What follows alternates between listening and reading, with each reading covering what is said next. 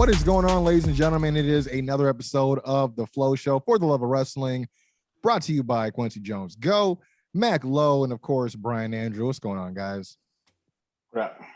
I'm starting to really feel like I'm really feeling like Baca is like this is like that scene from like Fresh Prince. He's like, how come you don't want a podcast with me, man? Doing it today was his idea, right? That was his idea. The time was his. The time, like so when I read that, I was like, why? There's like no reason why at all. I can't do it. This is my stance on Baca, and he can prove me wrong some other day. Mm-hmm. If he can't do it at 10 a.m. on a Saturday morning because he's out of town, there's no better time during the week because he's always doing some shit at night. Why would he be able to have an evening? Why did he think he had an evening available? Are you saying that he's are you accusing him of lip service? I'm accusing him of not possibly he needs a planner or some shit. Maybe he needs to hire somebody. Okay, so correct me if I'm wrong. And I mean, I edited it out last time, but screw this because you guys are witnesses, all right? Did he not say he was going to a quote unquote girlfriend's art thing or something? Wasn't there something about a girl? That was about a month ago or so. And then I asked and he's like, what are you talking about? I'm gonna what are you talking about? And I'm like, bro, like it was in the chat. Like, what are you talking about? Like Brian asked you. Yeah.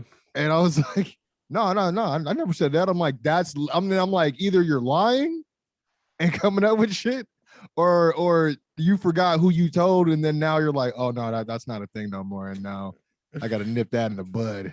But who's listening to Flow and going, man, I'm listening to this to keep up with Baca's relationship status. I mean, who knows? I mean, he's opened up this door. People might actually see that he's like an interesting guy.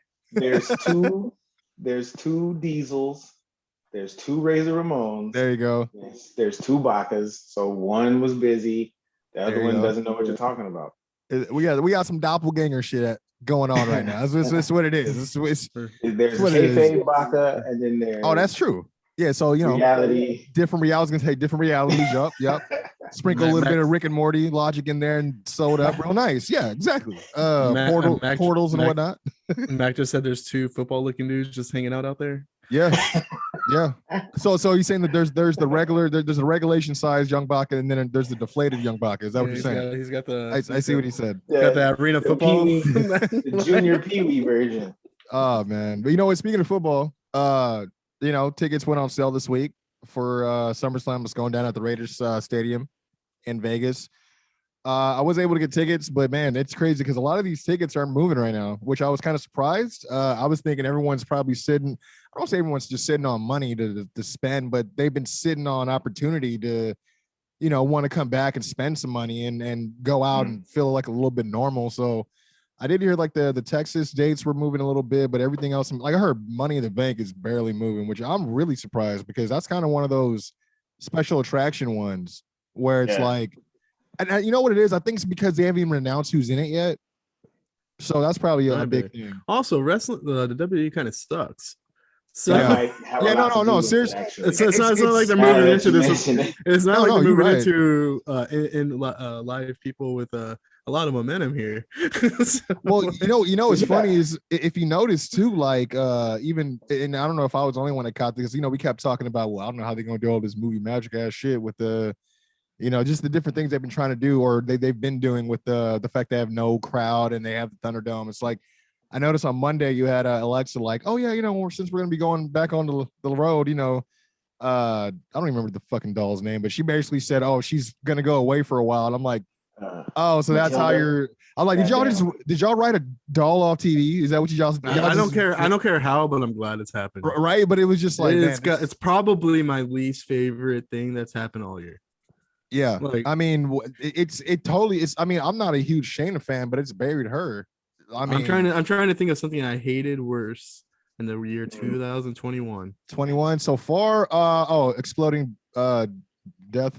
Barbed wire I don't think I hate that as much as how much time Alexa Bliss is spending on TV with her bullshit. That's true. Well, okay, I got one. Alexa Bliss beating Randy Orton. I think that was the one. No, because I thought that led to the Fiend coming back, which I thought was going to be cooler. And then I how thought the about Fiend was going to win. The Fiend losing? That's another. That's pretty bad, and that's kind of a mixture of Alexa Bliss's character. So yeah, it's I don't know. Alexa Bliss, like straight up, just fucking sucks. like I'm not gonna lie, like it's making me like miss her old gimmick, which I wasn't too big of a fan of. She had a look, she was different. I mean, I can't really like. I'll play this, even though she is one of the very few on the roster that came from NXT, came up through the system, and won the title a few times. I couldn't be like my favorite Alexa Bliss match is. I couldn't tell you. I couldn't give you one. I mean, you know what? Alexa does like the most memorable program for me is the one with Nia Jax, and that's all I can really give you. Yeah, I think the way she acts with this character is very like she's tapping into her Disney fandom. Like she's very Disney villainy. Yeah. And I think she does a good job with that and like just being overall creepy. But the problem is we know it doesn't lead to anything. Like it's just for nothing. So I don't want to watch you pretend to be creepy and pretend to talk to a doll or whatever the case may be.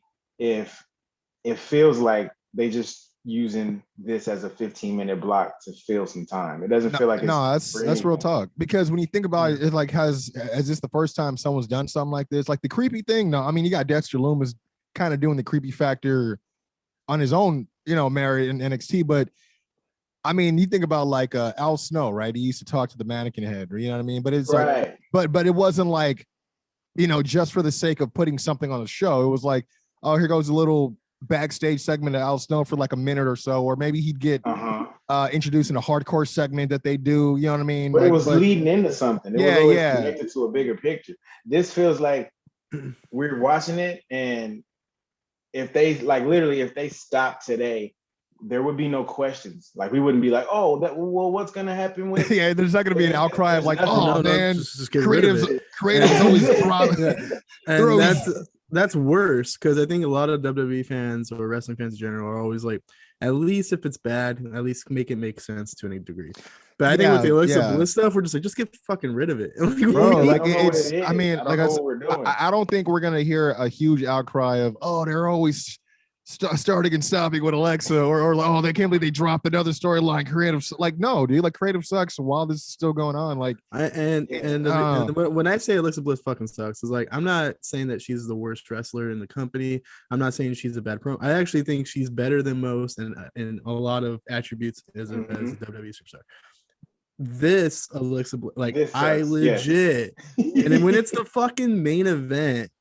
On a Raw, it's bigger than you can make the case. They're putting more effort into this bullshit than they're putting into the women's championship match between Charlotte. They definitely are.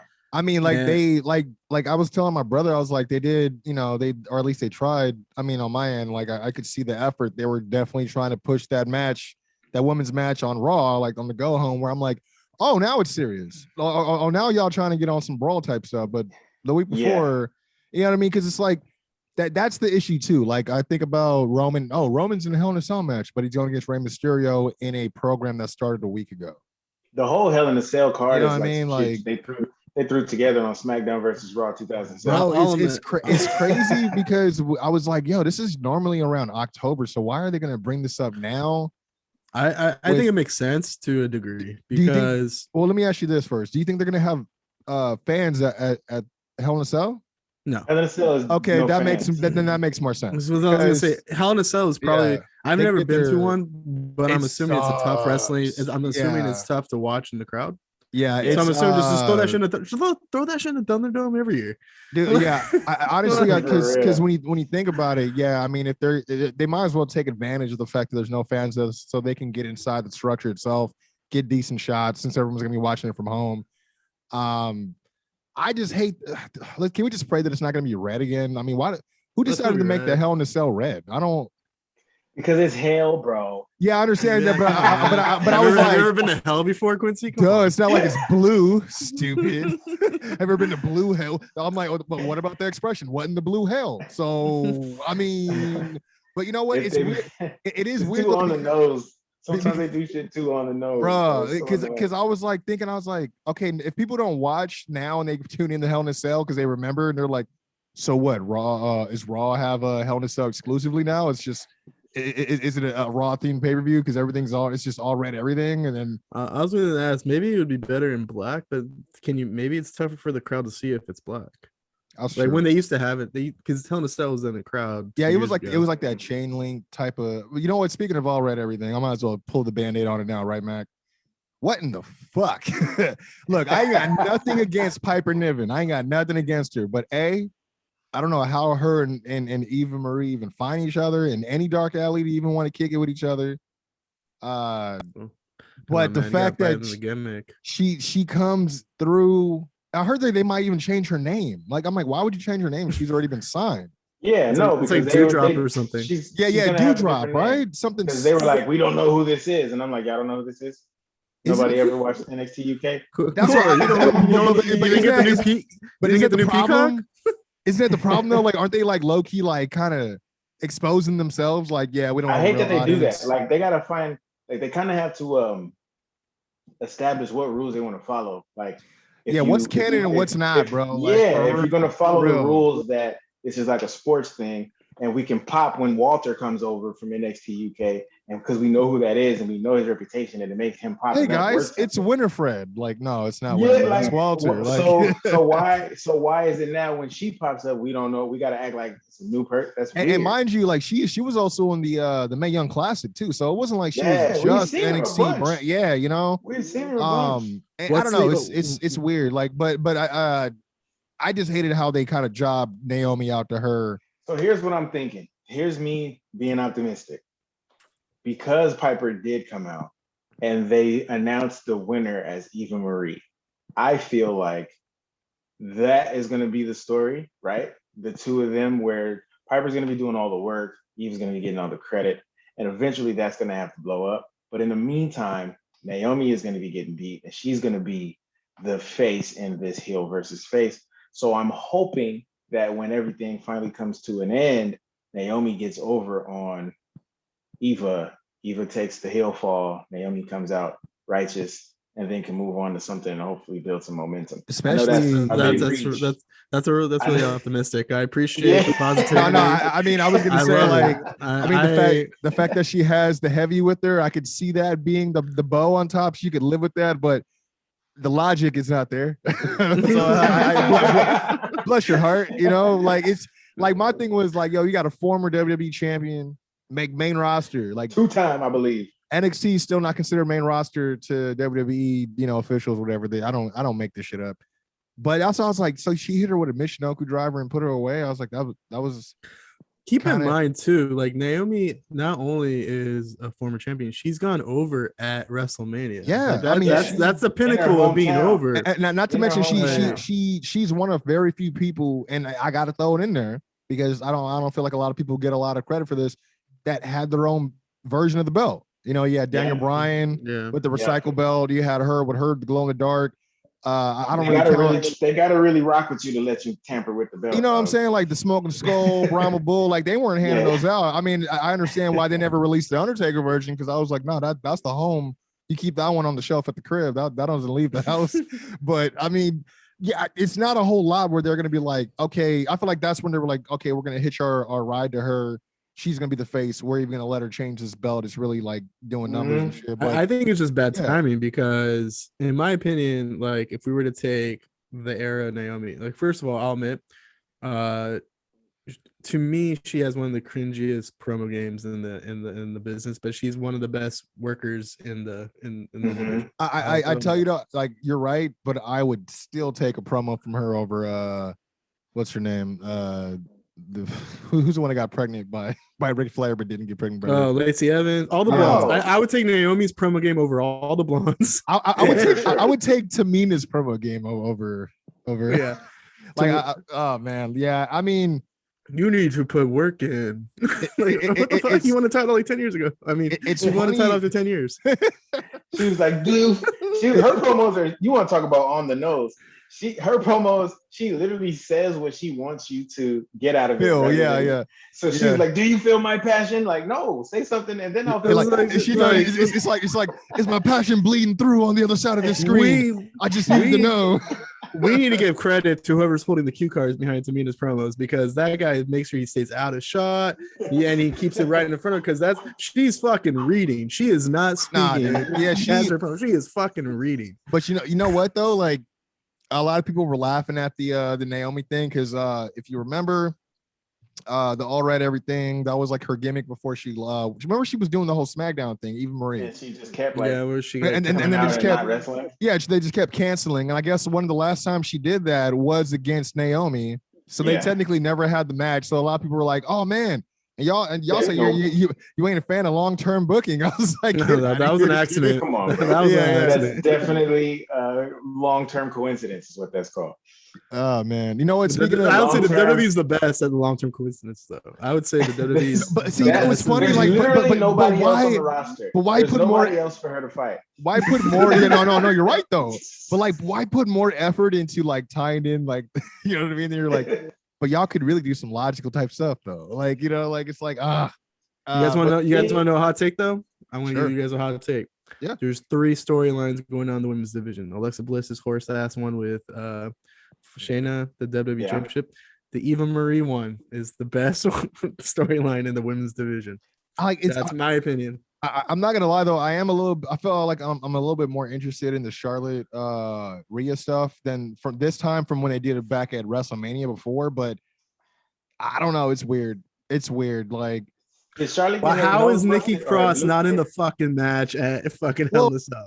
How do you have a 4 weeks? How do you have a 4-week storyline with a third person and just fuck her? And she's just like, I'm cool, I'm chill. I didn't earn shit. She brought personality to this entire feud. She's the only thing worth watching in the feud.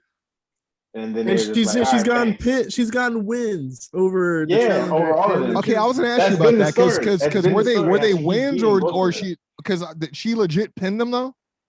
Because I remember that she exactly, because I was gonna say once, but then the other thing was because it was a beat, it was a beat the clock type thing, and then there was another one where it was a 10 count. Hey, a dub is a dub. All right, I don't give a shit. But if this was AEW ranking, she'd be number 1 right now. All right, if this was an AEW ranking, it should be number 1. Yeah, she'd be like that. This would be an eliminator match, I guess. That'd be. Asuka would not even be in the rankings right now. That's Asuka just be taking L's, bro. It's weird because I heard that she was gonna take some time off after she deserves it. That jaw got rocked a little bit by Shayna.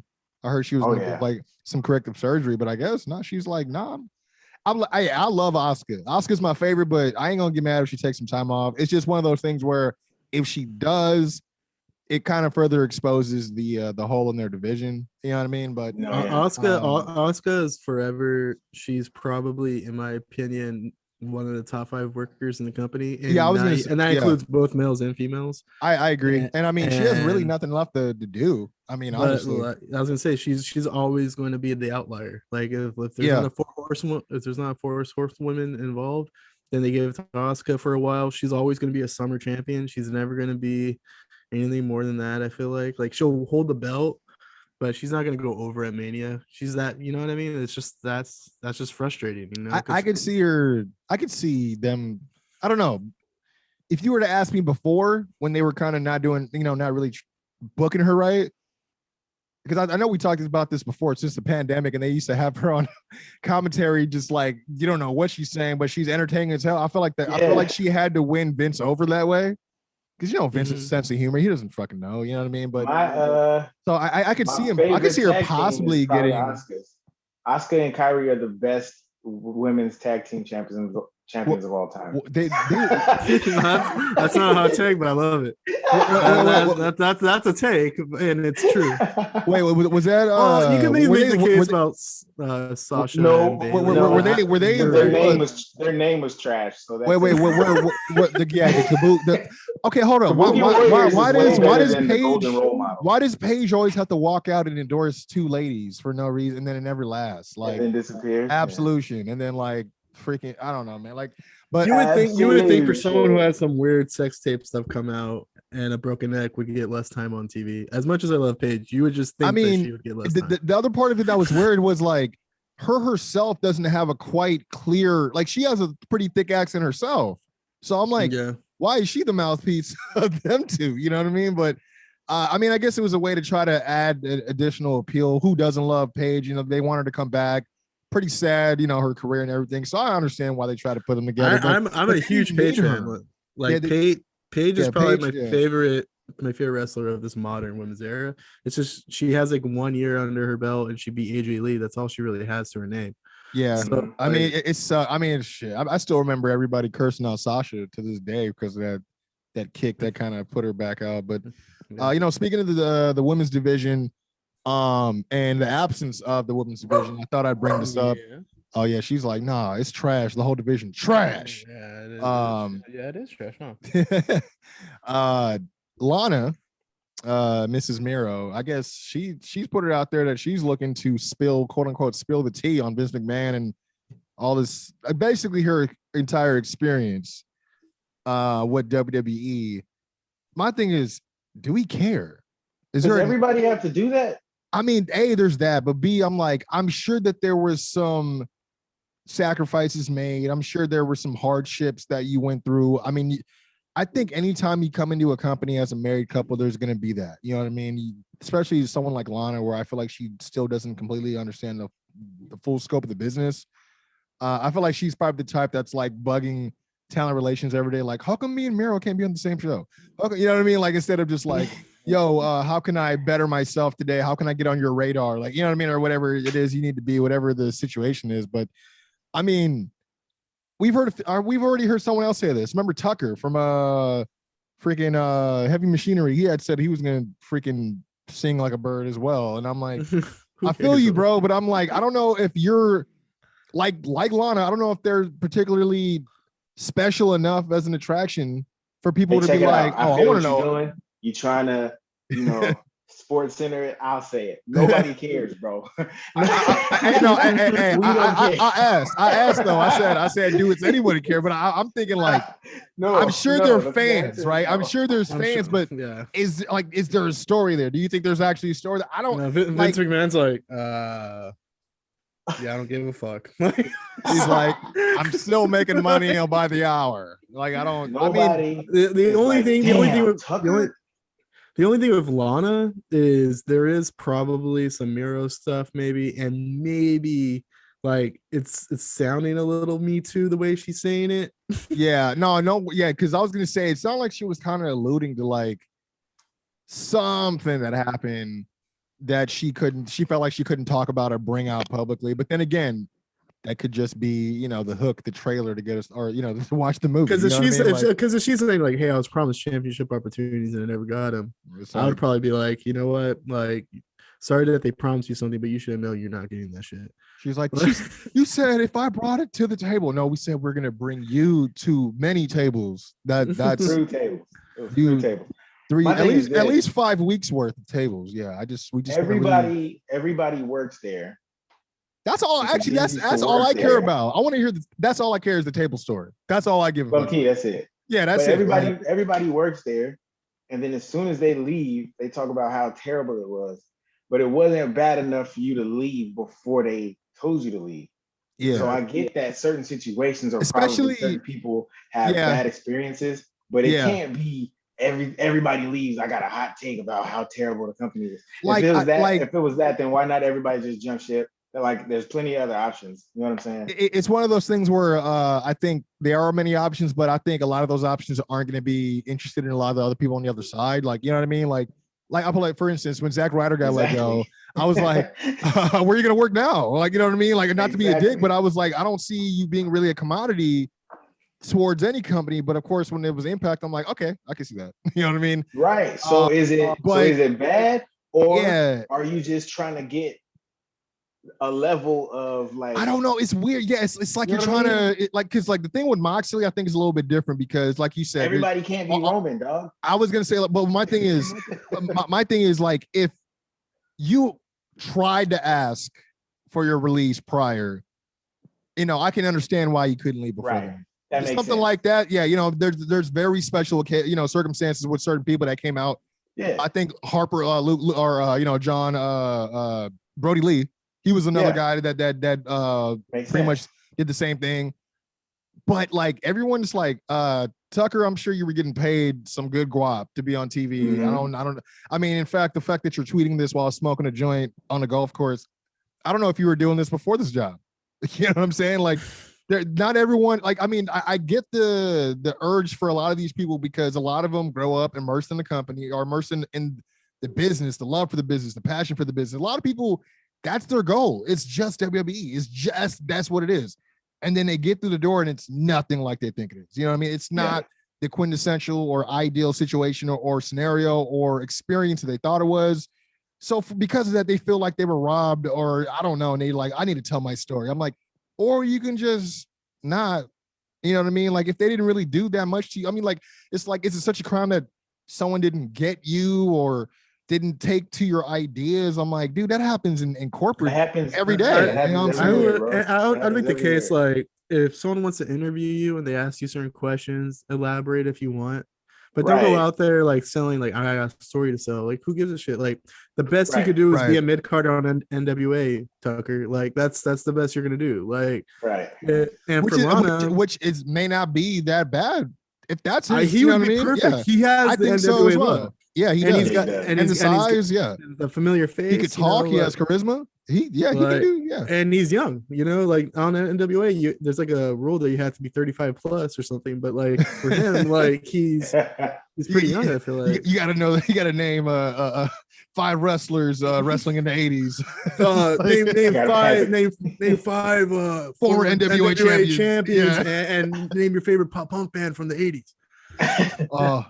I'll give you a hint. I'll give you a hint. Or you can't work here. What's your favorite Smashing Bucket song? I'll give you a hint. It's about smashing. You're right. Pumpkins. Oh, you got it.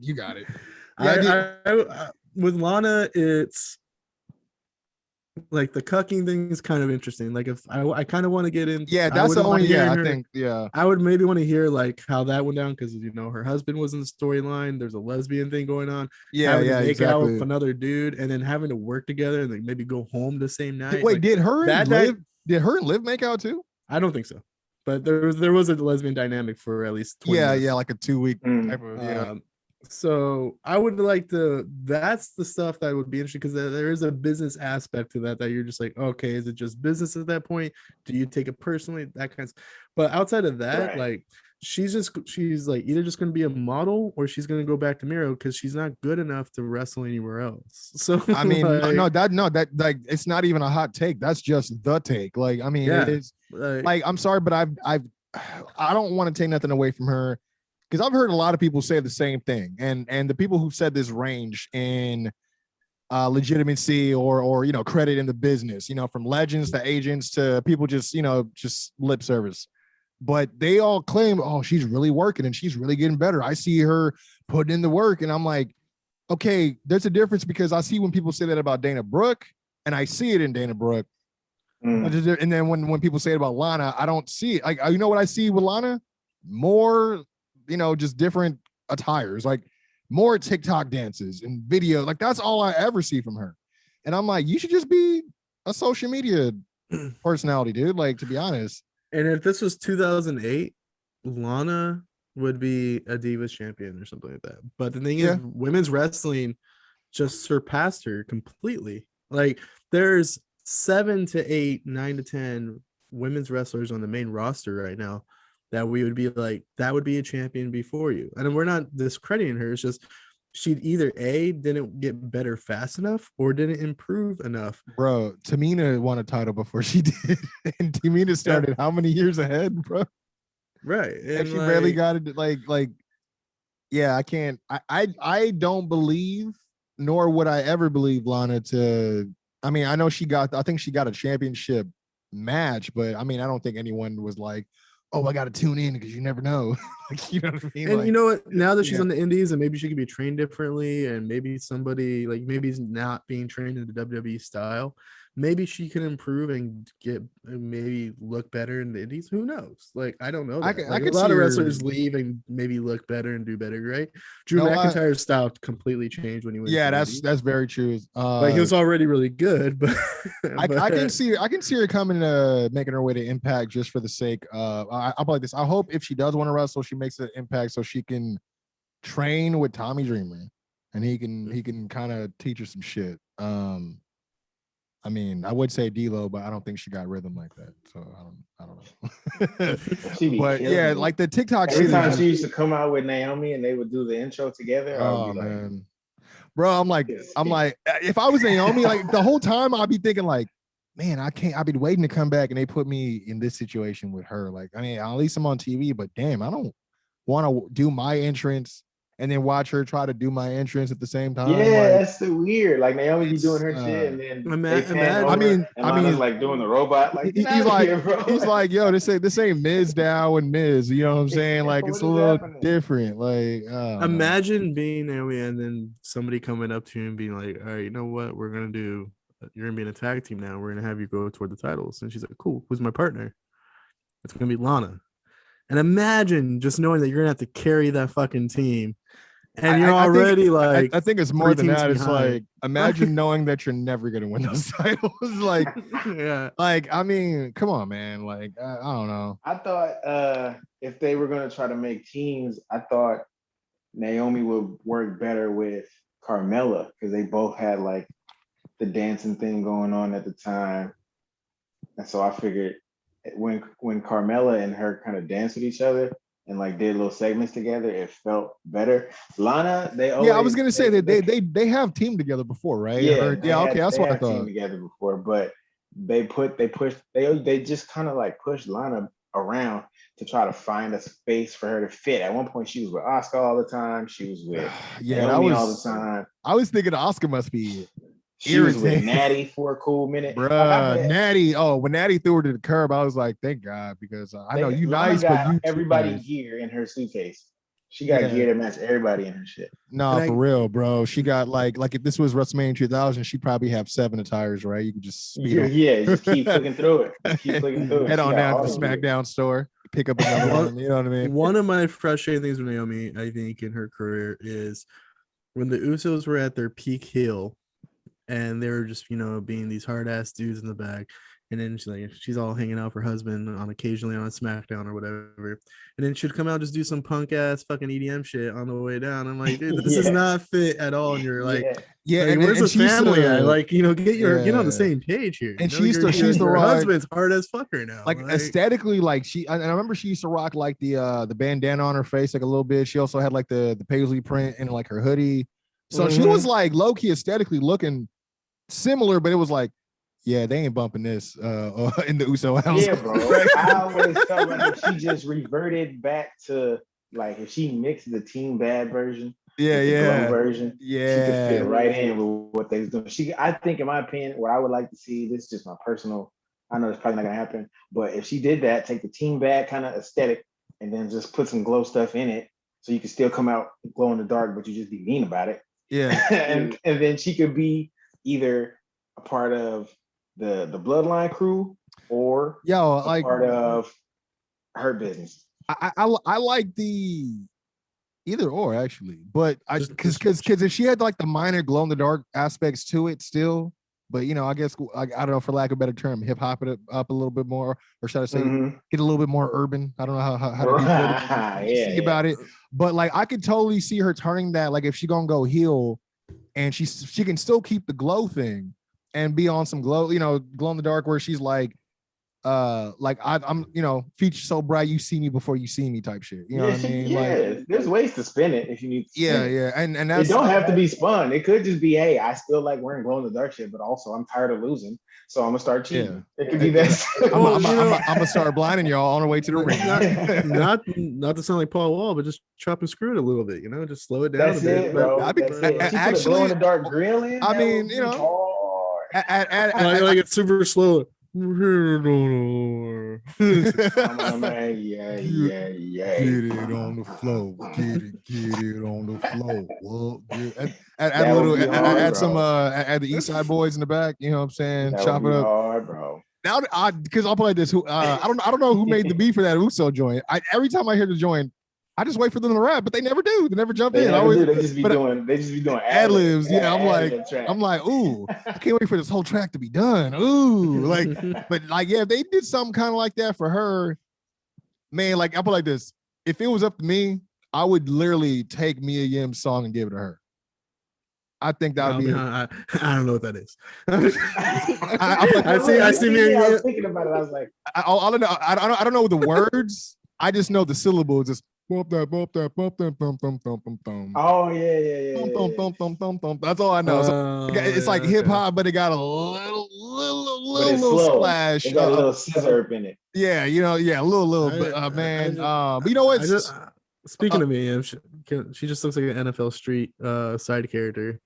Like she just. Like, are you saying I've not been a fan of Mia. Wait. Are you saying that she's one of the fans in the 2K? Yeah, bro. Wait. At the same time, I'm like, oh, the whole row came together and synchronized, huh? Okay. Like she's one of those people that always wear those gas masks and then think spray painting in lime green's dope. Oh man, yo, that is painfully accurate. Oh, god damn. I gotta ask y'all. I know what happened this weekend. You guys get a look at In Your House? Yeah. Who won I think was it you, Brian? Was it you? I must have retained because I got everything right. I just don't know if the points worked any other way. Because last time I think what I had was either you were gonna win or Baca, but I think we should disqualify him since he's never even present. No. We gotta vacate. We gotta do Hell in a Cell. Yeah, but I figured we would definitely have to do Hell in a Cell. I have no idea what's on this card. There's 5 matches right now. They'll probably add like 3 more. They're still adding shit to it, bro. Let me see because you had Karrion Kross, right? I had Karrion Kross. I got all of them right. Let me see. Yeah, it was a pretty easy actually, card to predict. So yeah, you and Baca tied at 15. Oh, champions advantage. Baca eat shit. That's all I gotta say. I mean, and Mac came in. He had 13. I had 12. So that's what I get for being the only ones to pick Grimes. I couldn't remember who I picked in that match. When I was watching it, I was like, I don't even remember who I picked. Oh yeah, and I picked Mercedes. Oh yeah, me and you both picked Mercedes. Yeah, I don't know. I was weird. I was like, I'm not gonna lie to you. I had the picks ready, and then before I sent them to you guys, I was like, let me look up this Xia Li fucking like the background. Let me look at this real quick because what is this based on? I don't care. And yeah, man. It was. I mean, I was like, I don't like how they're trying to get us to care. It's like it's not working. I understand, but I'm like, I mean, you ain't gonna be like, yo, I lost that one match on a house show that nobody saw on TV. Nah, it's lights out for Kevin Owens. The best thing about that feud too is I thought Boa was released like 5 years ago. He is weird. Like he came in when they were doing the Rising Stars, like. Well, I forgot the name of that tournament they had because what was his name? ACH won it, but he was. Oh dang, that was a minute ago. Speaking of which, he just announced his retirement, which I was like, what is going on? What's in the water? I saw that. What is in the water? But I mean, it is what it is. I ain't got too much to comment on ACH. Good athlete. The thing about the Xia Li situation, they're like weaving 2 different feuds in there that we don't care about either of them. Like it's just really like it's just the whole thing is really because it was Mercedes Martinez, right? Yeah. Didn't she wasn't she like just beefing with Raquel? What you call it? Yeah, and then that's what I thought too. Then Xia and them came out and pressed her, and she was like, "I'm not scared of you." Then she got tossed against the shit, and then Raquel came and is facing off with the one in the chair. But it's like, okay, so did Raquel? Like, did Raquel actually? Did she? I see. I don't remember Raquel having anything to do with what's her name, Mei Ling. As I gotta, dude, they got like 4 damn names, bro. I don't know what's going on here. The name of the crew is someone's like. I thought T and Shaw was one of them, and I was like, oh no, that's the name of the crew. Oh, my bad. I don't know. I missed 2 NXTs, and I'm like, I don't know what the fuck's going on with this takeover. Yeah, like all I remember is she had the feud with Raquel. Raquel won. She had a match after that, like the week after, and then before she even got, I think she beat somebody, and then when the lights went out, Xia Li like marked her, and then like the week after that, man, that's when they had like the whole go home. Yeah, that's what I'm saying. So it seems like they're not finishing one. With the lady in the chair before they started somebody else. With all right, here's my hot take, bro. Raquel is not presenting herself, or I should say, they're not presenting Raquel as an actual women's champion right now. If we go back, didn't I say that when she first won? Like it's weird because a conversation about this. I told my brother, I was like, why does it still feel like Dakota is running shit? And I'm like, if you notice, whether they're in promos or coming out together, she's still in the background. Like Dakota is still in front of her. And I'm like, they got to cut that shit out because now it just seems like, oh, Dakota's bodyguard got a title shot. Cool. It's like the Diesel thing. Like, oh, the bodyguard got the title. Yeah. That's cool. But then it's like, feel like she should start beating the shit out of that's what I'm saying, bro. Like they need like I'm like, why aren't we getting like her versus Toni Storm? It ain't got to be short and sweet, but have her looking dominant, like running through these girls, like actually like giving them a fight, you know what I mean? Like a fight for the life. And it's just weird because it's like she's only had 2 defenses, the second one being against Ember, which again, that whole thing is based on what Dakota did to Shotzi. It ain't even, you know what I mean? Like it's just so weird. Like I feel like they've been more focused. Like she's the women's champ, but yet they keep booking her in these tag team matches because they keep trying to go back for the tag team straps. But I was like, why are we doing that? Why do you give a fuck? What's the new chick? Stark.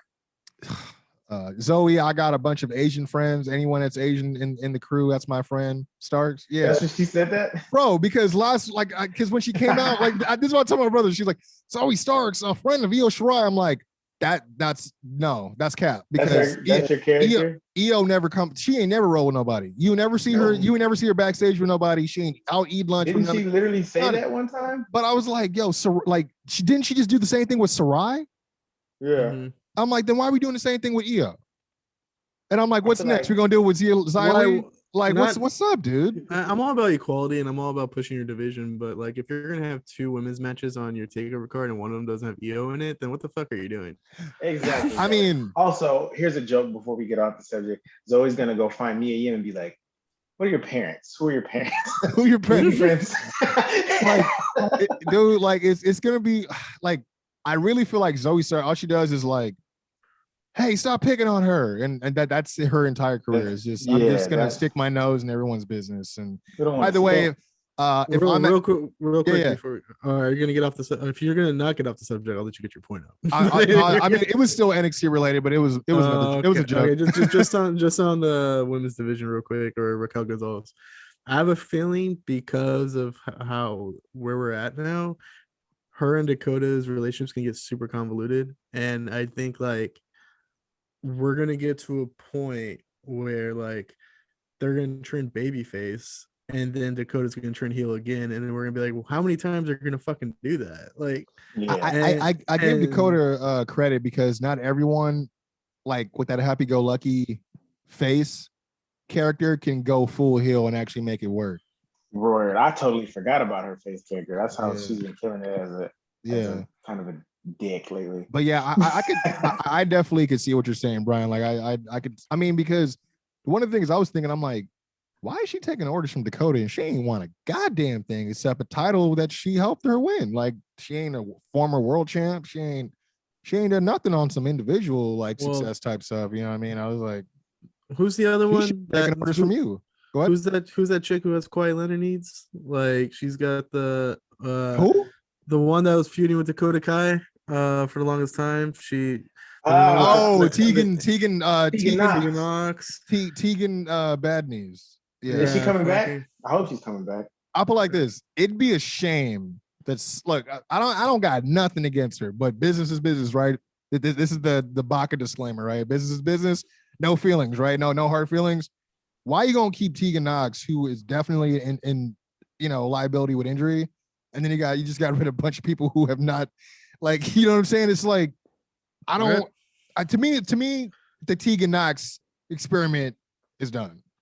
That's me personally. I mean, she needs to prove that she could go at least a full year without getting hurt before she's even considered to be in anything championship related. Her last match was dope to me, man. I was mad that she got hurt again, or sad she got hurt. I hate that she got hurt, but I like, again, this is business. If you say like as a fan, business, as a fan, I hate it, but it made me feel bad because I'm thinking, yo, that the perception is horrible, right? Because she comes in already with the knee in a brace. She hurts herself in the Mae Young.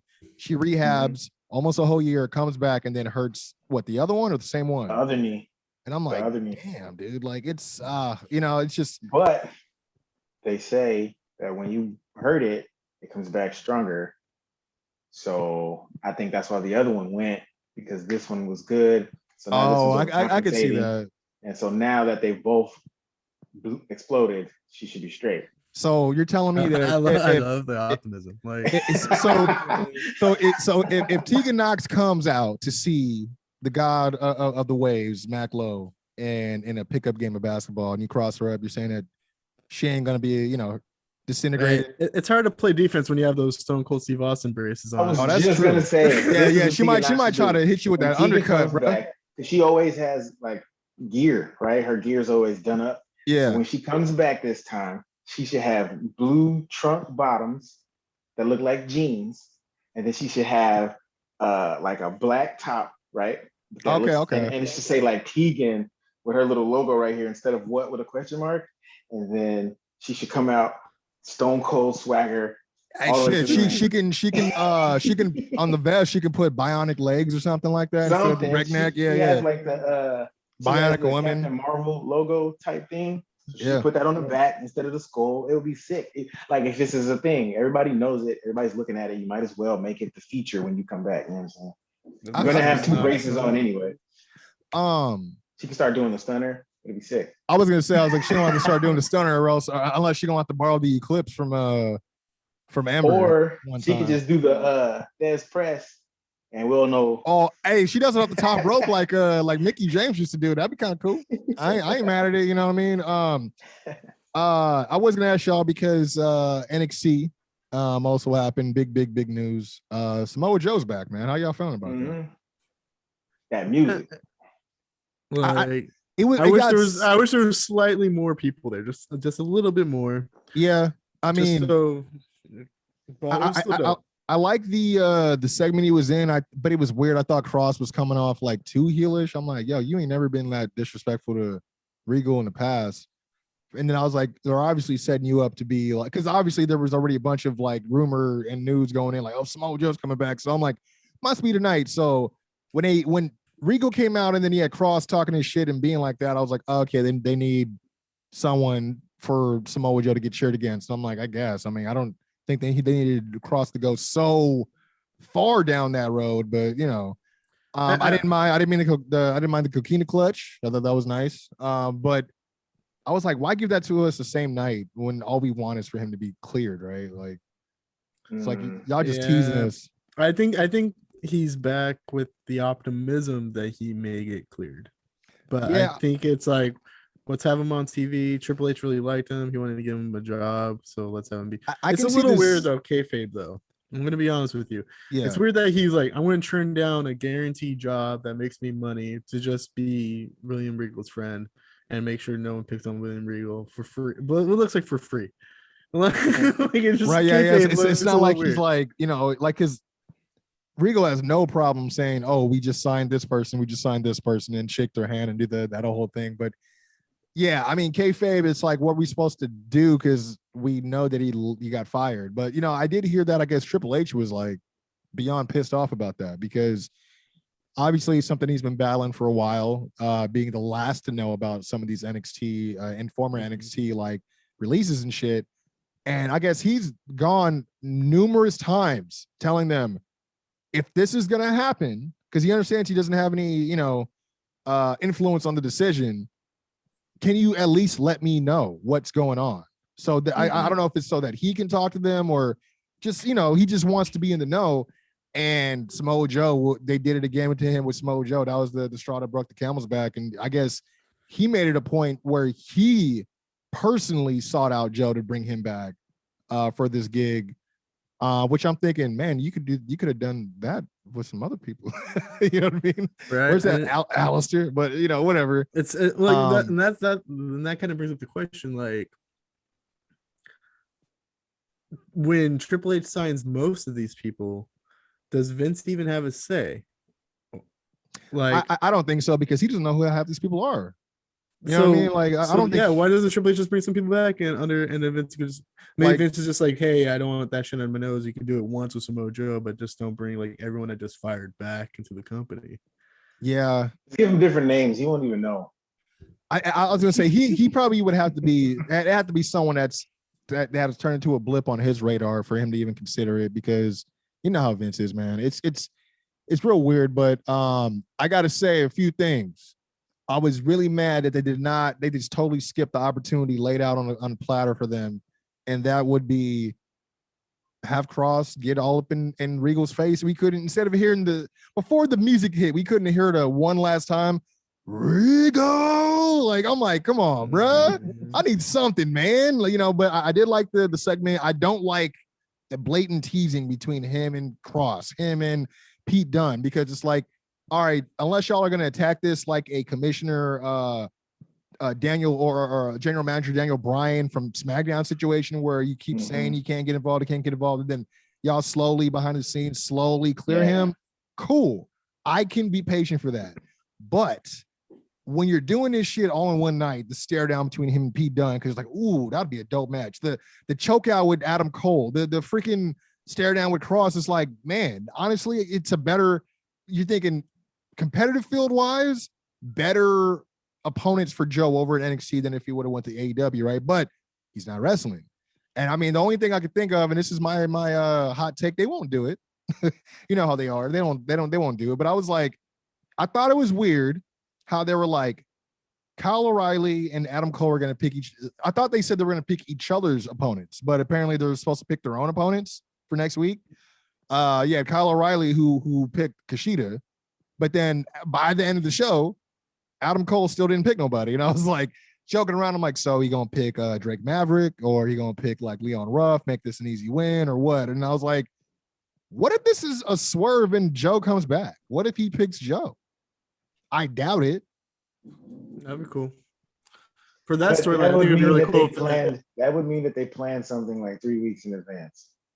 Which if that's true, that means they did. That means Triple H did, right? Like, it's like the one sane guy in the room. It's like, I don't think they have that kind of creativity for a 3 week. Instead of only having like a calendar for 5 days in the future, that would take like an actual calendar. Bro, like these guys are the one. This is the same creative that will do something for 3 weeks and then drop it. So no, I don't think. Well, I think I'm gonna put my aluminum foil hat on. This proves though that he wasn't cleared to wrestle, and probably even to wrestle anywhere else. And I think Samoa Joe even realizes that. So that's why, because like if you were to go to AEW, he would be expected to at least, I'm assuming, wrestle. Right? I don't know. You can't just have like every person to commentate dark. I was gonna say he could be an analyst, another analyst for another show that you have to come out. I don't know, man. It's the commentary table gonna be a round table. It's gonna be. It's like, bro, it's literally like, it's like a panel. They got a panel going over there now. Like shit. But and then. See, I don't want to say that because now they're gonna start doing those on the buy-in. They're gonna start doing like those pre-shows with like Jerry the King Lawler and JBL. Step is going to be Paul White, Mark Henry, and a bunch of other fools who like, we don't want to hear from you. B, I do think he believes, and the WWE believes, or at least NXT Triple H believe, he can eventually come back. I think that's why he's the right-hand man and not the general manager. Because if he was the general manager, I think it would have been pretty clear that he's not probably coming back. They kind of left the door open too, because they said that you can't get physical unless provoked, which that can be defined in many ways. Because even though Adam Cole kind of just lightly pushed him out of his way to get back to Kyle, I wouldn't say that was a provocation to get choked out. But Regal was like, I rock with it. Whatever. I ain't tripping. You guys finish the thought. I need to take this phone call. Say it again. I need to take this phone call. You guys. See this guy. This guy's he's accepting a job for WWE Creative. He doesn't want to be on camera when he does it. I get it. He's leaving us behind and kicking us down the pole. I did want to ask you actually before. I just got a call from the future. The Clippers aren't going to win, bro. You don't know. Oh wait, hold on. What? I just got a call from Kawhi. He said he does not fuck with an awkward side hug. I'm sorry, bro. I don't know. I'm just a messenger. Nah. Actually, I wanted to ask you because I did want to bring up Dynamite. I will in a bit, and then we can get into these predictions. I only had one thing to bring up on Dynamite, but before I get to that, spotlight on you, sir. The floor is yours. Hit Row. What is the issue right now? I like everything that they're doing except one thing, and they kind of corrected it. Last week I didn't get to it, and so they kind of corrected it. I was hesitant on every promo being a rhyme fest. Like, yeah, it can get a bit cringy if the whole squad is talking in rhymes, right? It feels a little, like I said, they sometimes do things on the nose and it's a little too much on the nose. Yeah. Like, we get it. You guys are like they kind of got to dumb it. I feel like they got to dumb it down for the creative to get it. Yeah. Instead of that natural understanding. Yeah. But here's the thing. A guy who's actually been in rap groups. Exactly. Yeah. Exactly. Yeah. No. Yeah. Right. You're just like, we don't talk in rhymes. Like, no. Yeah. You're like, hey friend, can you pass that pen? Like, hey, quit that shit, bro. Like with conversations, bro. We're regular. Yeah. And even if we're talking shit, we don't rhyme. Like, no lie. They coming off like Bullhorn from Black Dynamite, right? yeah. So don't do that. Yeah. In my opinion, keep the same energy. Keep the exact same energy when they cut the promos because the chemistry is there and Swerve is in pocket right now. The cockiness is there. Yeah. All of that is there, but don't rhyme it. Instead, the internet is a real place. And I don't think wrestling uses it as much as they should. If I was in charge of Hit Row, this is how I would book it. I would have them record actual records, right? Mm-hmm. So instead of cutting these promos, they record actual records and shoot a video. I used to shoot a video every week. You know what I'm saying? So now instead of showing them in the studio writing and all of that, they could cut to 1:30 of an actual record that looks like a record. And then, or you can cut to them in the studio with that record being chopped up on the board. So it looks more realistic and they can have real conversations and the music actually comes out because now you're blurring the lines. Right now, this is a kayfabe music group, but there's actual real music being it's kind of like Elias, right? It was whatever at first, but then that album, like, no lie, bro, when he came back, I should say, and then he was promoting that album he was doing, I was like, what? I guess we kind of need one of these. It's been a while since John Cena had put out an album, right? But no lie, bro, I listened to the joints on there and I don't know who produced them, but they ain't bad. You know what I'm saying? And that's what I'm saying. Swerve really actually makes music. Brandy really actually made music. I believe the other two dudes actually did too. That's how they kind of became cool back then. Bro, how can we not can we get Josiah can he not just be the studio producer? Like, he should just be the engineer. Yeah, like he ain't nothing. He ain't got a role out there with them either. You know what I'm saying? Like he could just be total vignette exclusive, you know what I mean? Like, but I like that because that'll add some authenticity to it, number one. And then number two, it'll take out the corniness of I'm gonna finish my line and then step back and now I'm gonna come in and say ha. It's real like 1980. Like, hey Brian, nobody actually does that. If we was in a rap group and we really had beef with somebody, we woofing at the camera and I'm trying to say my finger guns, all that. We're not performing right now. I'm not thinking about bars right now. No, it's weird because like so we were talking about Hit Row and kind of like the too on the noseness of some of the stuff they do. Mac, he was just kind of fantasy booking them into like having them actually cross over to make actual real music to kind of give it more of a legit feel. even shooting videos instead of vignettes. And because we were talking about, and then you've dabbled in the art of hip hop as well, sir. Do you speak to your rapper friends in riddles or rhymes? Because we don't. I mean, because no. We were talking about just the fact that they just talk to each other in rhymes all the time, and it's just like, all right, that's not how. I mean, at one point, I feel like this. If it was realistic, at one point, Swerve's gonna be like, "Hey man, can you just stop rhyming real quick? I'm trying to think." Like, you know what I mean? Just keep it real, like just totally. Like, or you had those friends that hit you up like, hey, you want to cipher? I'm like, why can't we just fucking hang out? Like, why do we got a fucking rap? Like, damn, man, it's always bars with y'all, man. Damn.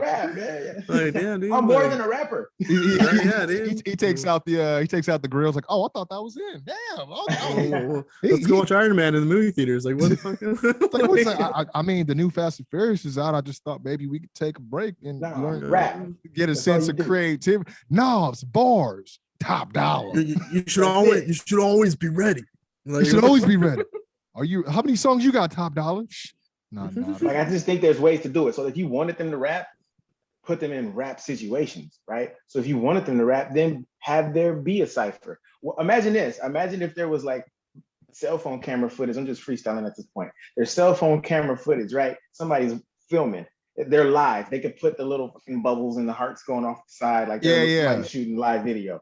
And they pull up, and it's a bunch of people, there's a bunch of cars parked with the lights in, and then somebody hops out, and they're like, oh, y'all want it? Who gonna get him? And then they pick the little dude or the big fool and be like, go ahead. Swerve is making somebody else go do it. And then they come in, the other dude spits like 8 or 9, 16, whatever.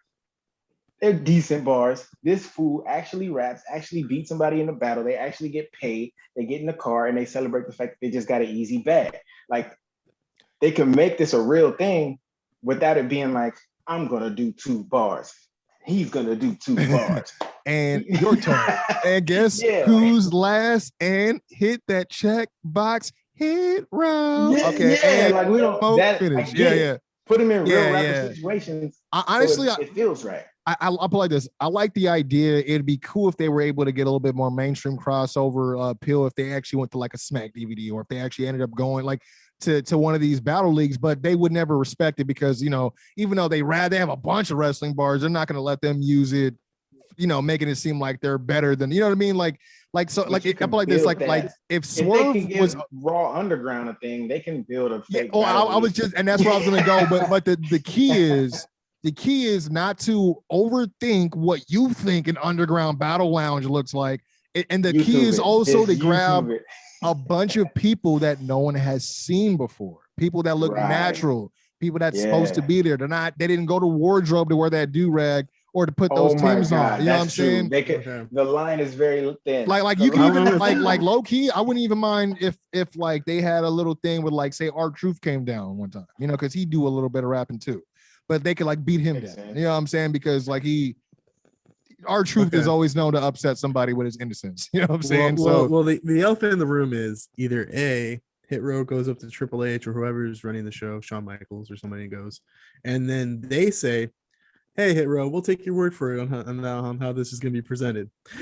Or they give their 2 cents every time. Like, but what if we did this? Because isn't this more urban? So like either way, is that jive you guys were talking? I remember that jive. I am feeling this vibe. Like I feel like there's no, how like some people will criticize like the WWE back in the day on having like men running the women's division, and it's always super sexist. Like it's really if you look at who's running NXT, there's a fine line between we're gonna start seeing like, hey, did Triple H write that, or do you think they wrote that, or stuff like that? Like, well, there's times where I'm watching matches and I'm like, okay, I could tell that's Sean fingerprints on that, just based on like one spot that's in there. You know what I mean?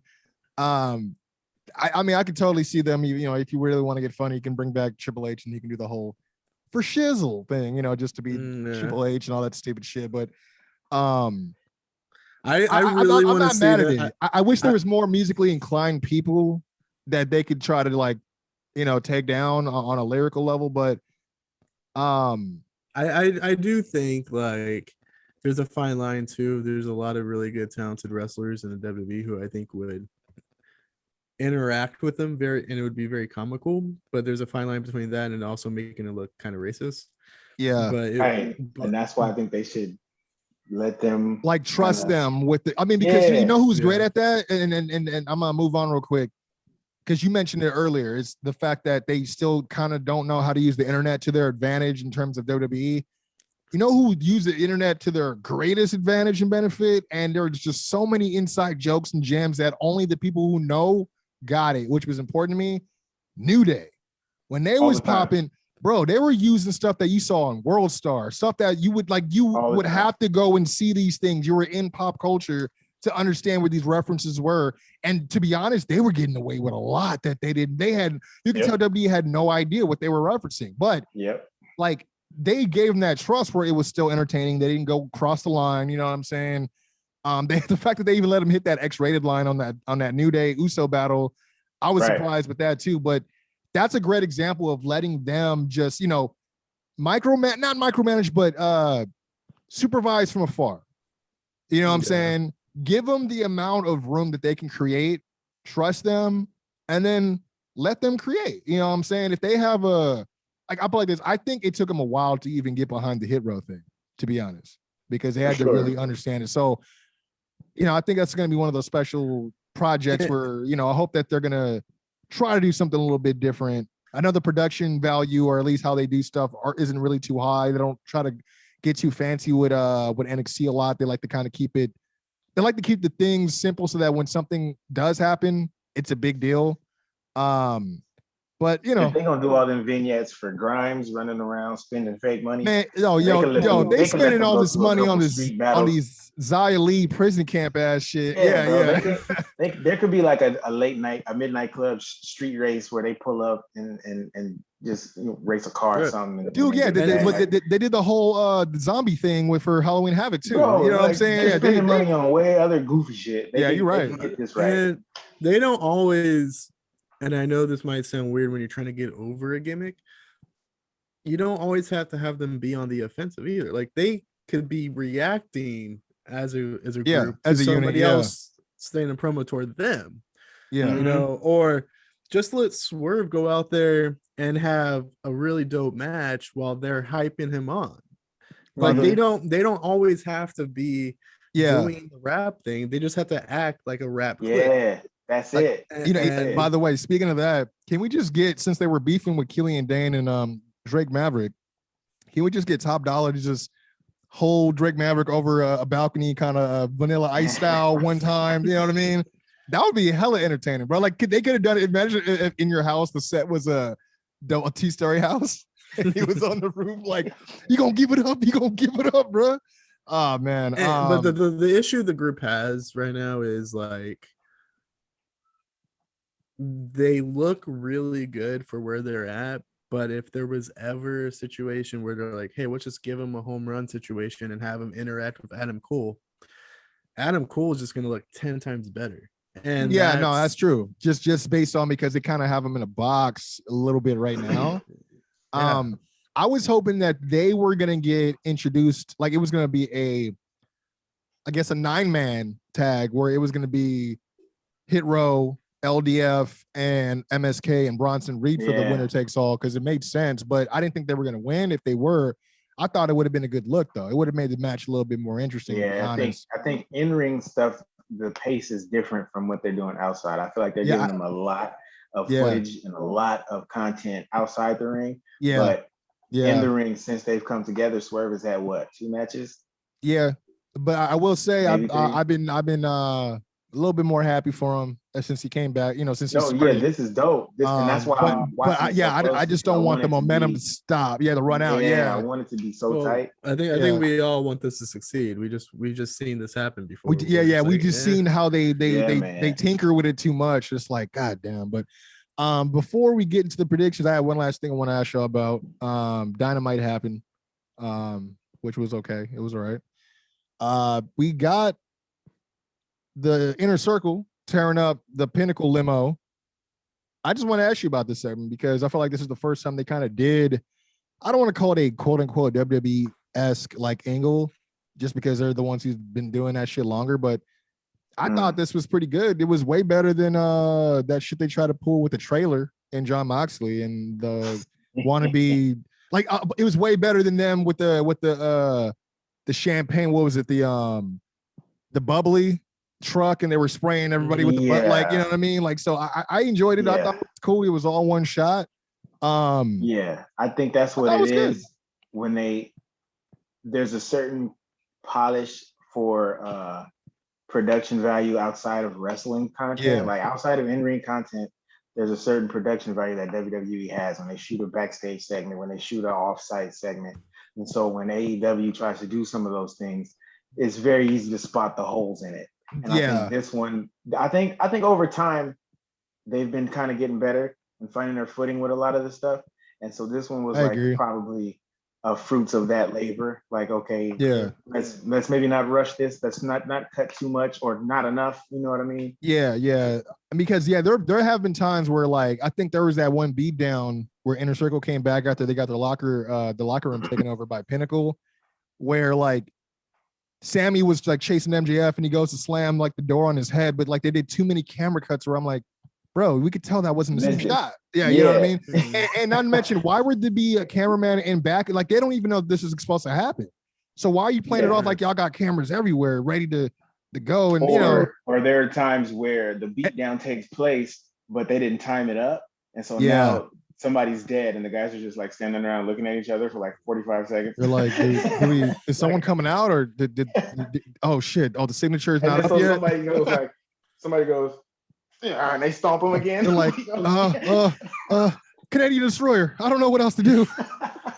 Somebody for life of God hit a super kick and a tope suicida. We got to keep it going. But yeah, I didn't mind it. I just think the AEW in general has like a faction issue, and I've been saying this for fucking months. Yes. This storyline, if they want to continue it, which I think they're already gonna do, because I think they're gonna do Jake Hager versus Wardlow in an MMA match. Yeah. Or it's called an MMA style match. I think they're calling it the MMA cage fight. I think that's what they're calling it. So I don't know. There needs to be less 10-man tags, less big matches, and more individual storylines that are happening within the groups, but the groups could still hate each other. They can still brawl, but like, for example, AEW might be smart, because Pinnacle versus Inner Circle, we kind of think should be the end of the feud, but I guess I can understand that it's actually probably the most lackluster version of the feud, and Chris Jericho versus MJF should be the end of the feud. Yeah. Because I was just gonna bring them up, where it's like it's kind of weird how they all went from like stable warfare, but now they're like also challenging to like individual matches, which I was like, okay, that's the only way y'all could have booked this, because you already kind of peaked after the freaking the War Games or whatever they want to call it, Blood and Guts and all that, and Stadium Stampede, which is just it's a spectacle. It's not even a real match. But to me, this would have worked a little bit better if the Inner Circle did have to break up, because then you could say, and then you could see the Pinnacle still hating these guys, but they're now individually beating each other up, and I can see that. And what's to say the Inner Circle can't come out and make the save, or every time they come out and make a save, that guy gets suspended next week, like that kind of shit. Like, I don't know. Yeah, I don't know how that dynamic could be, but I was trying to think about the best way they can do it, but I realized I'm like, well, there's 5 guys, but it's technically only 4 matches because there's a tag team in each.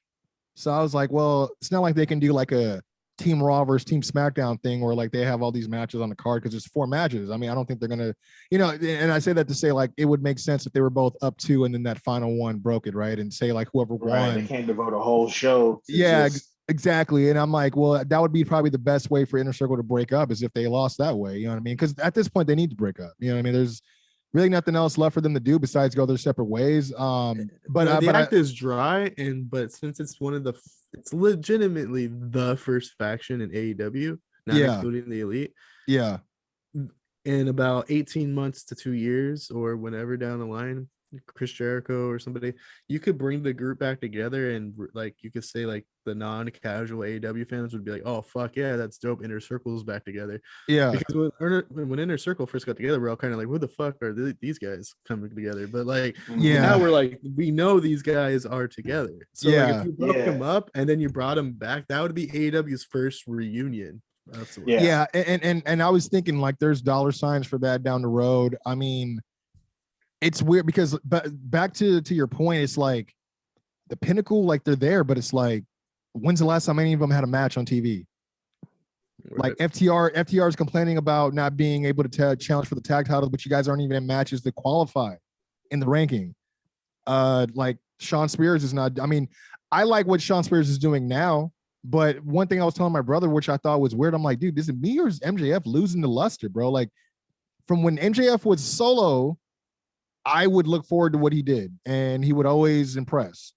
Now, it's not that I don't feel like he can't impress me, but I feel like he hasn't been doing his best work, and I don't know if it's because he's in a stable right now, because even though he's in a stable, he doesn't come off like the leader. Like, no, you know, I think Shawn, even Shawn Spears, like hot take, Shawn Spears, his promo has been coming off more as the leader than he is. And the thing is, I know we're not going to see him as world champ, but if I were to a casual fan that doesn't know any history about all five of these guys, and I saw him talk and I saw MJF talk, I'm thinking he's the leader or Wardlow. You know what I mean? I don't know. It's just been weird. It's the whole Pinnacle booking to me has been kind of weird. I don't know if they're trying to make it exclusive, like kind of how they did the Horseman shit back in the day, but bro, like they're not wrestling. I don't know what's going on. I think the hype kind of died a little bit when MJF first popped on the scene and he was like being wildly offensive. It was kind of surprising people. And so then it became, oh, let's see what he's going to say next. Let's see what he's going to do next. Da, da, da, da. And so eventually that kind of becomes the normal. And then you get used to it. So I don't know if necessarily he's not. I mean, obviously, if he's not in matches, then everything is kind of a group situation now. But I think it's just the fact that we kind of get used to. He's not the shiny new toy anymore. Like we're like desensitized to his shit now. Yeah. So now, because then that's the trouble with being controversial to get the original attention is because now you have to keep trying to top that. Yeah. All you gotta do is this happens. Yeah, because I told my brother it's been a while since we heard him say shit like, "Oh, you were I was doing this while you were still jerking the curtain on WCW worldwide, right?" And I'm like, "Oh, I remember that one. That was a good one." But then like he started going into like the body image stuff, and I'm like, that's low hanging fruit. Anybody could say that. Like, so now it's kind of like you don't. He's not gonna say anything super controversial because AEW will get canceled. Yeah. Right. Well, AEW. It's funny because I like I think I nitpick at AEW a lot because I think it's the best show, and I just think it's like sometimes I feel like it's just better than like NXT or SmackDown. There's a lot could be a lot better. There's a lot of there's a lot of little stuff that you're just like, oh, but you could just tighten this up a little bit because you want them to win, you want to see them win, right? So when I started losing interest for MJF was the AEW do this thing a lot where they put people in high leverage matches. Yeah, but you know they're not going to win. And when he went against Mox, even though you kind of bought that they might put the title on MJF, AEW has been building MJF as when he was having his feud with Jungle Boy as the person who's going to be like the top guy 5 years from now. They're not building him up to be the guy now. Right now, you're right. When you have Kenny Omega, Chris Jericho, and all that. So when he had that title match with Mox, I was like, you're already not having me as entirely invested in his character. And then when he's going to have his next feud after, I'm not going to be entirely invested in that. The Chris Jericho stuff was not bad. It was actually pretty good. It's just I wasn't as invested. And I feel like, to throw it out there again, you know who does that to a lot of the wrestlers is fucking Cody Rhodes. I'm gonna throw my Cody Rhodes fucking thing in every episode, but he does that a lot too. Yeah, where like someone will go for a TNT championship or someone will wrestle. For example, the match he had at Double or Nothing, right? Like, how am I supposed to be like? How am I supposed to give a shit about anybody in that QT Marshall's fucking faction now? Yeah, you know what I mean? Like factory. Yeah, like how am I supposed to give a shit about anybody now if Cody Rhodes is not going to put anybody over? And it's not that you always have to put somebody over, but you can't always put them in matches that you're like, hey, like now the person has zero momentum, and you think since we're this nice indie promotion that they'll just get their momentum back 3 years from now? That's not like, how it always works. we don't do like, this 50-50 booking. Like, it's weird because, like, you're right, because like even though QT beat Cody, he didn't beat him alone. They had to do like, you know, he had to get knocked out first before he hits him with the diamond cutter, right, or whatever it was. But I mean, like, you're right, because I don't give a fuck about QT Marshall and Cody Rhodes in a strap match. Like, the strap match aspect, yeah, but oh wait, who's at the other end? QT Marshall. Why? We don't this shit's still going on? It's that serious? They need to have no, it's not that serious. They haven't really done a good job to really paint the interest of for people to want to actually tune in to see that. I mean, yeah, it's easy to sell Cody in a stip match, just period. But you know what I mean? Like, it's just, I don't know. It's if it was Dustin Rhodes, if they built this feud, you placed Cody Rhodes with Dustin Rhodes, and it was literally just a dynamite feud. And even if you wanted it to be like the second match on the card at Double or Nothing, we would be more invested because QT is kind of on Dustin's level in terms of where they are. Right. Anytime it's like predictable, it's no point in watching it. No matter how good the people are, if we know what's gonna happen.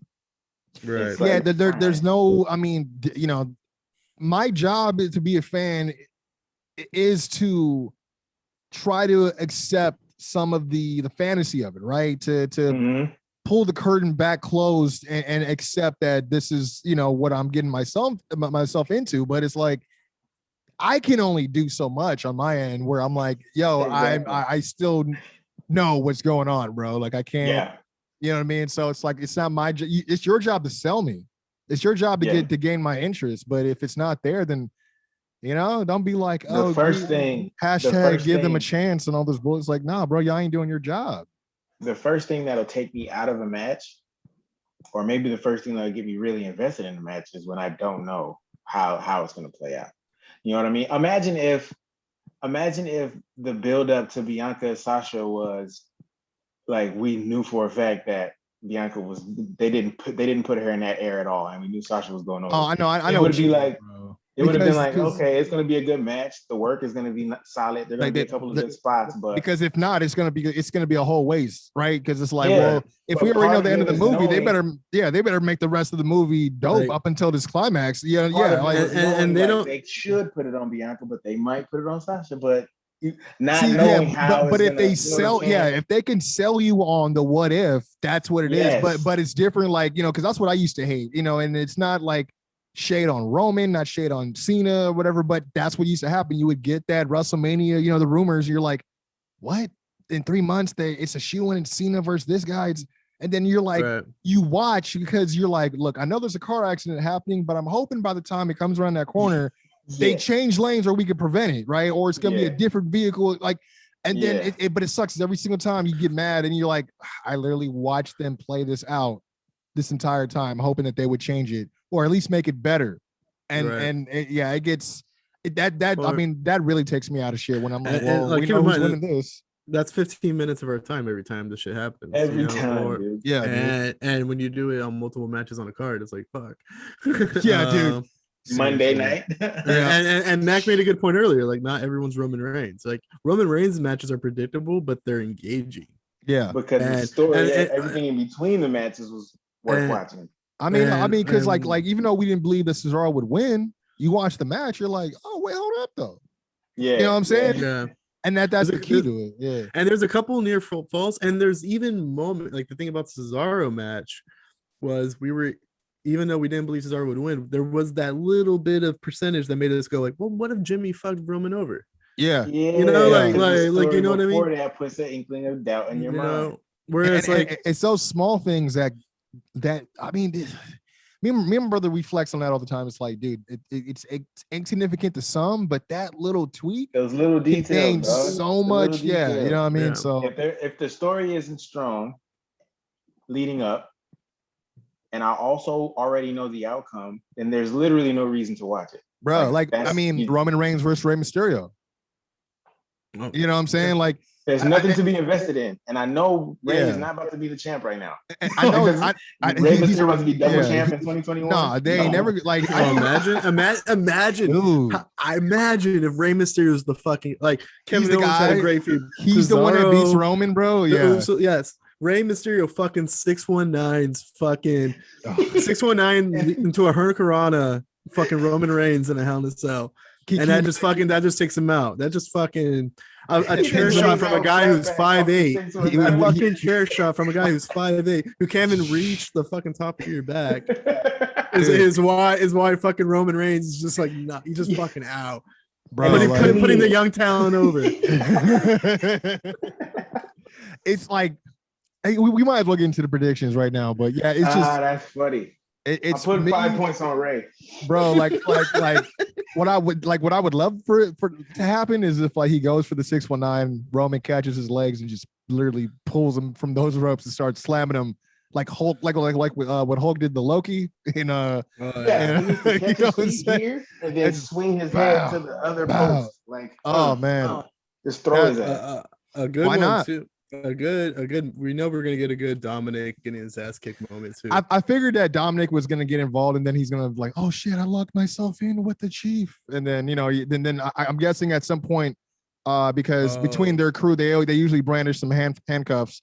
Hopefully, Paul Heyman has some great practice now, and then I could see them. Dominic got to take another ass whooping. I can see him they're either gonna handcuff Dominic while they whoop his dad's ass, or vice versa, right? Oh no, it'd be really dope if the match for some reason gets outside the cage, the Hell in a Cell cage. Yeah, It's Ray, Roman. Then you see the Usos maybe get involved, so Dominic comes out. And super kick off the top of the cage. Awesome. No, I was gonna say at a certain point, Roman's now conscious. All the Mysterios are laid out. And instead of putting Rey Mysterio back in the Hell in the Cell, he puts Dominic in the Hell in the Cell and locks it back in. So Rey's watching Roman Reigns just beat the shit out of his son from the outside, for like 10 minutes straight. And then either Rey, because this is WWE, will say I quit or some bullshit like that, or eventually Roman Reigns allows Rey to come in to fucking look at his son, and then he puts him in the headlock. He'd be like, my son. It's always that key. He always hits it in that key. I don't know why. Imagine just beating the fucking shit out of both the tag team champions in one match. Like, imagine. I want Dominic to be the new Shane McMahon. Shit, yo, what if Roman challenges them to a handicap match for the titles and takes the titles instead of the Uso? And then it's like, and then he's putting Jay even more. He's like, come on, I want these for you. I want this for us. Yeah, you said we needed all the titles, right? Yeah. Now we got all the titles. like, man, because I ain't gonna lie, I liked how Jay finally was like, yo, I'm sick of being in the middle. Last week, I'm like, oh, okay, good. Leave it at that. Don't show him again the rest of the night. And they did. And I was like, good, because we got to figure out how it's gonna go before, they always gotta do something on the go home. But you know what? Speaking of Hell in a Cell, just might as well throw down these predictions. I was surprised that we're not getting like an IC title match. Because they keep, it's the same three guys, or I guess four, because Big E came back, They might do something. You think they're gonna do like that? Yeah, like that Dolph Ziggler Rude shit. This WrestleMania pay-per-view, this whole pay-per-view card did not exist 5 days ago. Like, bro, I'm telling you, like it's a week ago is when some of these seeds were planted, bro. Like it's like the Rey Mysterio thing. I thought of while the show was on, just because of the fact I'm like, hey, you know what? Rey Mysterio, he's about family. I think that might be kind of a cool little program with Roman. Somebody else heard you and was like, I got an idea. I was literally like, I don't see it going down anytime soon, but if they needed a filler, that would be kind of cool. He would never be Roman. And then literally that night, I'm like, oh, okay. And then we got Roman. Then the week after, power bombing kids on crash pads off camera. And that's why I say he needs that was a jackknife. Like that was, he needs to throw him off the cage the same way. That's what I was thinking. Down at the bottom, there's gonna be some spot, right?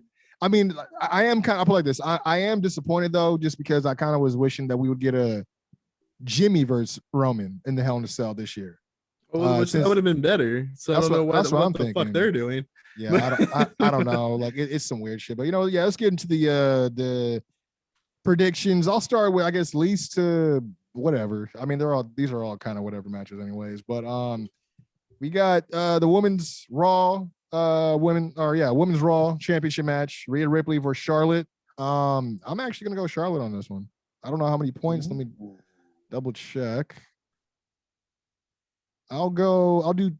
I'm trying to remember what the other two matches are. I know there's both the Hell in a Cell matches. Oh, there's the SmackDown Women's Championship match. What's the other match? Man, what are you looking for? I have them all in front of me. What do you need? There's 5 of them, right? Yeah. So there's Bobby versus Drew, Rhea versus Charlotte, Bianca versus Bailey. Yeah. Roman versus Mysterio, and Alexa Bliss versus Shayna. Alexa Bliss. Okay, let's do that one first. I'm gonna pull a Baca and say Alexa Bliss will win. All right. So you're gonna say Alexa Bliss. I picked Baszler on the Kwency Jones show just because I just like, are we about to write her off TV again? It's like, I don't know. What happens if she loses? I don't understand. Well, if they are really trying to get rid of the doll or whatever, you can make it where Alexa Bliss loses to Shayna, and then Alexa Bliss gets mad at the doll and then like burns the doll or gets rid of it. And dumb bitch, you said it was good luck. And then Alexa Bliss goes off TV for like a month or two, and it comes back as just regular Bliss. No, and then it's Bray Wyatt dressed up as the doll because they'll do anything to pimp him out. Like how the fuck are you gonna bring the Fiend back if Alexa Bliss is still being bullshitty? Like that's what I'm saying. That's why I low-key want to put my 5 on Alexa because I don't see this going any other way. Well, I'm going to Alexa Bliss for 4 points. So Alexa for 4, and then, well, what'd you say, Mac? Alexa for 5? Is that what you said? I just to try to go for the win. Alexa for 5. Damn. Okay. All right. So how many points did you give Kwency? I gave 2. I just put 2. All right. We got Raw Women's Championship. Charlotte versus Rhea Ripley. So Charlotte. I'm going Charlotte for. I'll do for 3 points. Oh wait. I'll do 1 point. All right, I have Rhea for 1 point. I think this is a toss-up. The winner should be Nikki Cross, but obviously, yeah. Right. True. What are we doing? I think Nikki's going to interfere somehow. Crazy Nikki needs to come. Musty Nikki needs to come back. Dude, no, I was thinking about that. Remember when she was beefing with Ruby Riott in NXT? Like, Ruby. Yeah. She kept doing all that weird shit. Do you guys remember that street fight she had with Asuka? Dude, yeah, with the superplex on the table. So good. Dude, wasn't that back when she was involved with Aleister Black and that whole thing with Johnny Gargano and I think dude, that was kind of like low key like the modern version of I did it for the Rock. I won't tell or whatever. You said I'm sorry, Brian. You said Rhea for how much? That was 1. Just 1 point. So then, obviously there might be a new champion this week because I think Charlotte's gonna win, but I think I'm gonna take Charlotte for 1 because I'm not sure. Charlotte for 1. All right, then from here we'll do we might as well do the SmackDown Women's Championship as well. I'm gonna go 3 points for Bianca. I don't think they're gonna have her drop it to Bailey. Yeah, I have 3 points for Bianca as well. Same. 3 for B. Bianca 3. Bianca for 3. And you said 3 as well? And Bianca as well, Brian? Okay. Yeah. And by the way, Baca gets no points since he has no votes here. Relinquish the title. All right, so if there's we need a fighting champion. It's been 30 days. If there's a new match on SmackDown, do you guys want to text each other? Yeah, instead of giving out points, we'll just choose winners. And if we all had the same winners, then it's just a wash. Yeah. Okay. I mean, yeah, unless you want to it will be 1 point per match. Because that's the thing. I was they had the War Raiders. What, they are the new number 1 contenders for the Raw Tag Team Championship. Shouldn't that be on the fucking card? That's what I was thinking. I was like, is that not on the pre-show? But then I was also thinking the IC titles as well. I mean, obviously the SmackDown tag titles aren't up for grabs because Rey Mysterio's in the main event, or I'm guessing he's in the main event. Well, it's Roman Reigns, so it's the main event. Yeah. But I'm gonna go Bobby for 4 for Drew McIntyre versus Bobby Lashley. I'm going, They better not, bro. What, Bobby for 4?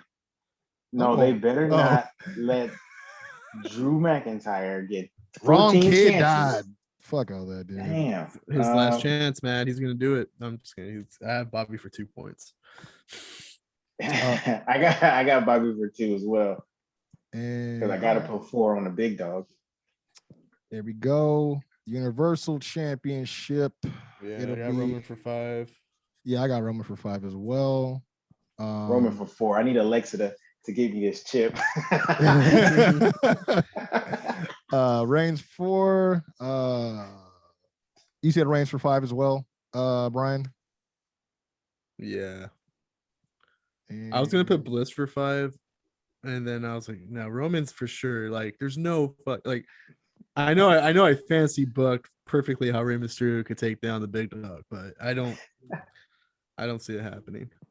I mean, you might think you're the big dog. I was just about to say, you're just a chihuahua. Look here, Pedro. Yeah, bro. Like I was gonna fucking.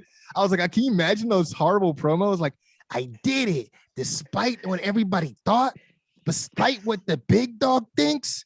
I beat him. Like I imagine getting a frog splash from Rey Mysterio was nothing more than just a little sad puppy. Yeah, he may think he's the tribal chief, but he's gonna be nothing when he hears the booyaka booyaka. That's all. That's it. That's all. It's like, oh man, I don't want to get in the way of that booyaka. So in case there's a fantasy match, I don't know. Again, I mean, I feel like they would have announced the Raw tag titles, but man, they've done pay-per-views where like half the card wasn't even announced until the week of, dude. I guess if it's the Raw Tag Team Championship match, if that gets added, put me down from War Raiders, actually. Oh, you think that they might try to get AJ out of the tag division? I think they're gonna need to soon. And almost is running out of peacoats. It's starting to get hot, so he's not gonna have anything to wear. He's like AJ down for 1 point. AJ, I don't think they made G-Unit wife beaters anymore. I need something. G-Unit wife beaters. Dude, can you imagine if he start rolling this? Like, hey, yo, almost. That one has a. Like, why that one got gun straps in it? Oh, don't even trip. He might be dressed like D-Mob from Def Jam. Yeah. Yo, we were just talking about they really need to come back with a new Def Jam. You know what I'm saying? Let Hit Row just do the whole soundtrack. Yeah, just curate that shit. Let Mac Lowe curate it. For that, AJ and Almost gonna win again, man. All right. So there's 2 more matches that you think might happen, right? Or at least 1 more. The only one I could think of is the IC, like an IC title, but my thing is I don't know if that involves everybody. I mean, because they had Big E doing the Aleister Black thing, but then they brought him back for the tag match with Kevin Owens. So I don't know if they're gonna do another Fatal 4. I don't know what. We could text each other. Well, yeah, I was gonna say that's what makes it hard, because it's like I can't be like, oh, like if they had a 4-way or whoever's a multi-man match, I don't think Apollo would win, but I can't be like, oh, it's gonna be Sammy, and Sammy may not even be in the match. You know what I mean? So I think Apollo's gonna keep it. Yeah, I would assume he would keep it too. Unless they put on, they don't really switch it up when it's rushed like this. Unless they put it on Big E because he was supposed to be in the Aleister Black feud, and now they have no idea what they're gonna do with him, so they're just calling an audible. Title. Yeah, they're just like, here's the title because I mean, we could just get like MVP, sorry, wrong acronym, to come down and be like, I see what you're doing on SmackDown. You need to get your ass over to Raw, whatever. Insert MVP jargon here. You know what I mean? I know. I wouldn't be surprised if MVP approaches the New Day and say, hey, I got you a match tonight. It's against our rated arcade bro. That'd be kind of cool. I mean, a lot of people think that like my brother, he thinks Kofi might get involved in the Bobby Lashley match. Like he might cost Drew the title. I would not mind if both members of the New Day are now part of the Hurt Business. Because if you think about it, although I like Cedric and Shelton Benjamin, if you were to upgrade to the New Day, like let's just say you're building a fantasy team, obviously upgrading to the all-time reigning tag team champions is the right call. Yeah, and exactly. That would be. I don't want to see like Xavier and Kofi necessarily break up though, even though Xavier's Kofi matches, sign me up. But I would prefer if they stayed together in the Hurt Business, or at least under New Business. Huh? The Hurt Day. The Hurt Day. The Hurt Day. The day business. It's like y'all be the Hurt Business. The day shift. You're like, oh, okay. Two on the nose. MVP. Day business. Man. That's all I got, man. I mean, yeah, we're getting close to tip off right here. You know. Wait, by the way, who are you going for the tag match for Raw if it happens, Brian? Part of Rated Arcade, bro. All right, we're talking about the tag match. The tag match. Yeah, the titles. AJ, and I was for sure. I just wanted to make sure I got that down. Almost famous Amos. They say everybody says his name different. Yeah, bro. It'd be like Omos. I call him Wizard Kelly. I don't know. Can we just call him Big Swag? Like he's just walking. He's walking. Big Swag. Hey, what up, Big Swag? I'll see you.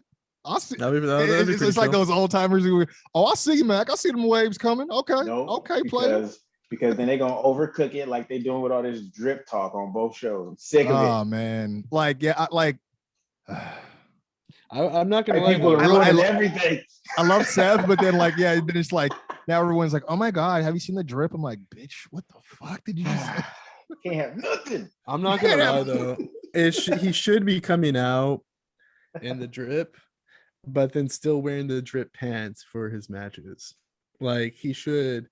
He should always be in the drip. I don't understand why he's in drip, and then he's like, "I'm going to wear my solid color spandex for my match now." That's what I'm saying. Just like D-Mob, white beater, gray white with the slacks on, maybe sometimes suspenders. Or I mean, he could get like some of those same like designs on his gear and just wear some like real, like artsy ass shit. Why not? I mean, look, if Velveteen can get away with numerous what do you call it? The tie-dye and the airbrush. Yeah, it's like I think we got some room for. I mean, shit, man. I mean, I've seen uglier tights on professional wrestlers before, where it's like almost just wrestles and he wrestles in the gear of a nigga who's trying to lose weight. Okay, I'm down with that. Let's do that. Yeah, all that. That's a good way. Let's do it. I sign off. Hopefully they listening to this. I want to see. I'm just gonna sign off on this. I just need to see Keith Lee on my screen again, man. Like I don't know what's going on. Call me, Keith. What's good, bro? You straight? Just let me know you good, bro. Like people, it's ranging from like whether it's health related, because I mean, last time I heard, there was that whole thing where Vince had this edict towards all the big man on Raw. He didn't like the way they were working, so he had them take additional classes at the Performance Center or whatever. Have not seen Keith since then. I think the real question is, how come Keith Lee doesn't give Mia Yim gimmick advice? She's technically she's like she don't even exist. She's like what roster is she on? She got 2 gimmicks, bro. Is she getting? Hey, she ain't got a T-shirt for not one of them. There's 2 of them. Head baddie in charge. Who had the ballots? No. It's HIAC. I'm not. That's what. I was one to see. Hey, we know the lyrics. I remember. On this note, I remember 2-3 years ago, me, you, and Doc were talking, I believe, and it might have been 2 years ago when she was going to have the title match at NXT Takeover, and we're all like, yeah, she shouldn't win, right? Like we're not like I don't know, like who thinks she's popular? I don't know. Like it was like I was like I mean, is anyone? I don't know. I don't just know when I know that's on the Mia Yim train. Personally, she from here, bro. We gotta support. Look, I eat my cousin. My cousin went to CSUN, so I'm cool. You know what I'm saying? Like I got Northridge roots in the fam. That's fine, but it's just like. And here's the thing: she wasn't like when she was on Impact. I forgot what her name was on Impact. I think she was still Mia Yim actually, like Jade or something like that. Jade, thank you. It wasn't that she wasn't bad there, but I don't know, man. Like I know one thing I've always had with her was just like I noticed her cardio was lacking all the time. Like she just wasn't moving fast enough. But I ain't gonna spend the last part of this episode talking about Mia Yim though. That's what I'm not gonna do. Trying to get this title, man. I'm coming for the title, man. Wait, hold on. You might win it. Booyaka. You better watch it. Hey, no lie though. Like this is how you treat your familia with love. And I'm just saying he's gonna hit a frost. Roman. He's gonna hit a frost splash. He had to roll the R on him. He's gonna hit that frost splash. And Roman Reigns is gonna fix that tweak in his back or something. He's gonna be like, hey, I had this tweak, That frog splash fixed it. Thank Bro, you. he's gonna go for the frog splash. He gonna catch him out of the air, just pick him off. Romanita. Bro, hey, because that spear he hit him with on SmackDown, I was like, God damn. Hey, low key, I just hope Roman doesn't make knocked me out my mask. I just hope, real quick before we go, I just hope the match doesn't get too personal, because if it gets too personal, then this shit's going 2 months, and I don't want it to go too much. I just want it to end here at Hell in a Cell. As long as I don't hear the standard Rey Mysterio grunts, like I'm like, yo, who's beating up a kid? Forever. Fight for hey, don't make forever. Roman, you're not gonna like me when I have to step out these Gucci's. Like Dominic, I just Dominic, can't. lean down here. So No. What does he call him? He calls him I forgot. He has a nickname for him too. I can't even remember. Like you know, it'd be hard as fuck though if Rey Mysterio comes. Oh, that's what it is. He calls him Jefe. He calls him old Jefe. It would be hard as fuck though if Rey Mysterio comes out in gear, but the gear that he's imitating is the Shield gear. I don't know. He gonna look like Drake Maverick in AOP gear. You know what I'm saying? He gonna look like Drake Maverick with the AOP gear. It just ain't gonna roll. I don't know. I mean, I'm hoping that they put together something good. Rey Mysterio is always one of those baby faces that can elicit emotion. I will say, and I will get blasphemed by Baca, I have not really been that big a fan or that big on the Mysterio family angle thing. I like First Dominic. of all, Dominic has I like Dominic, but it's just because it started with the Aaliyah thing, and then now they're kind of just we have to make them a father-son team. I'm like, or we could just keep it at the uncle-nephew Los Guerreros level, but whatever. I don't know if this is a hot take, but if you're gonna have Dominic Mysterio be in full gear that goes all the way to his neck, why did you stop at the sleeves if the guy's not gonna rock any muscles? Yeah, that's true. Like, just put a short sleeve on him, fuck it. Like, either have him wear nothing or just go short sleeve. It's really weird because I've been thinking the same thing where I'm like, then he would look like Anthony Davis. Oh, I've been thinking, I'm like, yo, how come he ain't he needs to get a little bit more definition, bro? Like, you know what I mean? But dude, I mean, it ain't my contract. It ain't my dad that signed it either. So I don't know. I mean, you can sign a contract on those arms. They're flat as fuck. Seriously. It's like, damn, I didn't know you had an arm cast. No, it's just my post. I don't have the best body, but I'm also not on national TV being with my sleeves. I feel you. Meltzer always gets in trouble when he says it, but it is very an aesthetic driven, market. When I'm not saying you have to be that person. I'm just saying, like, if we're gonna body shame 80% of the roster, then I'm gonna body shame Dominic for having lackluster muscles. Well, it's like, and that's the thing, is like when I gotta watch him in the ring with the Dolph Ziggler, with the Bobby Roode, perception wise, whatever, right? But these guys have way more years of experience than him, and I'm like, come on, man, I don't want to see this guy outsmarting these two guys. Like this is dumb. You know what I mean? But he's just come out in his old. He's just come out in. Remember when Ray used to dress like Billy Kidman? Yeah. And he's just have like jean shorts and a white beater on and like some elbow pads. I don't know. And a gold chain. Gold chain is like, hey, bro, Crime Time auditions are way done, bro. Sorry, I can't. Not to mention, sorry, you're not black. Like, oh man. So I need to go get depressed. I have tremendous amounts of anxiety based on the Clippers playoff situation right now. I'm gonna go deal with that. Yeah, no worries. So I'm signing out. I'm going for LA. I'm always going to lose. Hey, you don't have to tell me. I don't.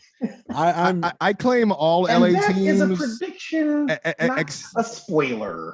Sir, if I will, another volley for you, sir. Fucking no. Honestly, the only team in LA I don't root for is the Angels, because y'all are fakers. Y'all don't even in LA. Y'all. First of all, you have to be mildly racist to root for the Angels. So. That's very true. You have to have a Sunday. Like, it's like it's just, why is he throwing that Trump lock there? All right, why is he wearing a mask? I don't even want to get into it, man. This fucking man. But this has been the Flow Show again. Feel free to follow us everywhere on social media. That is Flow Wrestling Pod and Flow Wrestling Show. Also, check us out everywhere you go to get your podcast, man. But most definitely, we're going to be on the Young Baca Productions Podcast Network every week, as we're also going to be on YouTube. Feel free to subscribe. Fun ass shows, man. I love getting together with y'all, man. I guess we're going to see who's going to walk out the $2 champion officially at the end of Sunday night. Mac's like, it's mine. It's mine, sucker. But yeah, like I always say this, like I tell Brian, as long anybody but you, Baca, anybody but you. Man, on behalf of the Flow Horseman and the missing one, this has been the Flow Show. Definitely check out Awkward Side Hug. Follow Awkward Side Hug. Follow Mac Lowe. Follow Brian Andrew _, and definitely follow Lucy Fur Hammond. I had to throw that down. Till next time. Yeah, she has an opinion that some people are gonna want to tune into. I just gotta. I'm plugging everybody here. You goddamn it. But she also thinks the Alexa Bliss shit's whack as shit. So whack as fuck. And she's not talking right now because she's equally as anxiety about the Clippers and stuff like that. She got her cape on. She's ready to go. I'm gonna let you get to it, gents. But I appreciate you guys getting together. See y'all next week, and I guess we'll see who the champ is, man. Till next time, this has been the Flow Show. Peace. Love you.